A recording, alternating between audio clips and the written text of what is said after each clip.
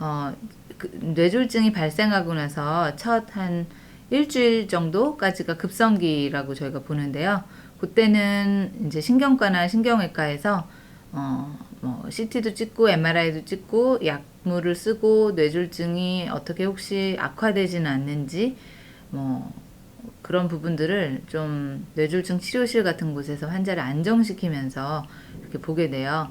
그래서 그 시기 때도 물론 재활 치료는 시작을 합니다. 그래서 그걸 조기 재활 치료라고 하는데요. 그래서 그런 치료를 이제 그 시기를 하게 되면 이제 그때는 이제 안정을 취해야 되는 게 사실 환자가 조기 재활 치료라는 부분도 있지만 안정을 취해야 되는 게 무엇보다 좀 중요한 시기고 그때를 딱 넘어서서 한 일주일 이후서부터 요 그림에서 보시다시피 6개월 정도까지가 아급성기라 그래서 이때가 제일 중요한 회복기예요.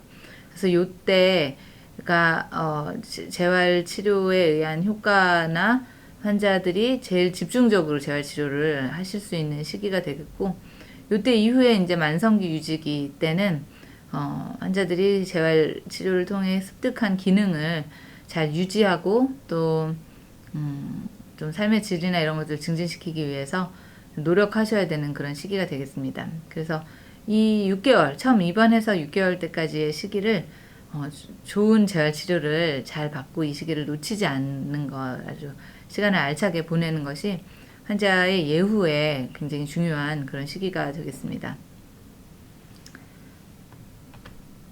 그래서 그걸 이제 제가 조금 더 이렇게 테이블로 정리해서 말씀을 드린 거고요. 아까 말씀드렸다시피 급성기 때는 급성기에 이제 진단을 하는 걸 목표가 되겠고, 그래서 약물 및 시술, 뭐 수술도 하고요. 이 시기에 약물을 많이 쓰게 되고, 그리고 회복하고 악화를 예방하는데 이제 초점이 있고, 병상에서 주로 이제 조기 재활 치료는 시작은 하지만 이제 이때는 조금 안정이 필요한 시기가 되겠습니다. 이후로 이제 회복기, 이때가 신경학적 뇌신경 재생과 기능 회복을 위한 가장 중요한 목표를 둬야 되는 때고요. 이때 이제 집중 재활 치료가 들어가게 되고, 뭐 기능 회복을 위한 재활 치료, 일상생활 훈련 같은 것들을 하게 됩니다.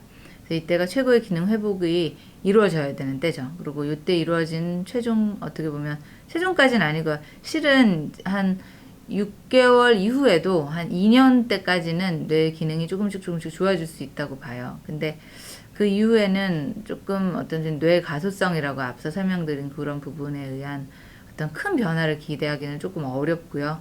그래서 그 이후 이제 6개월 이후에 유지기 때는 자택에 계시거나 이제 시설에 계시면서 이제 기능을 유지하거나 회복을 조금 더 돕는데 이제 보내야 되시는 때고, 기능을 또 사실은 열심히 기능 획득을 했는데 그것이 악화되는 것이 안 쓰면 또 굳잖아요. 이렇게 운동 안 하시면 또 안 되고, 그래서 그런 거를 예방하고자 꾸준한 운동을 지속하시는 것이 좀 중요합니다. 그래서 이때 이런 걸 통해 삶의 질이 잘 향상된다고 볼 수 있겠습니다.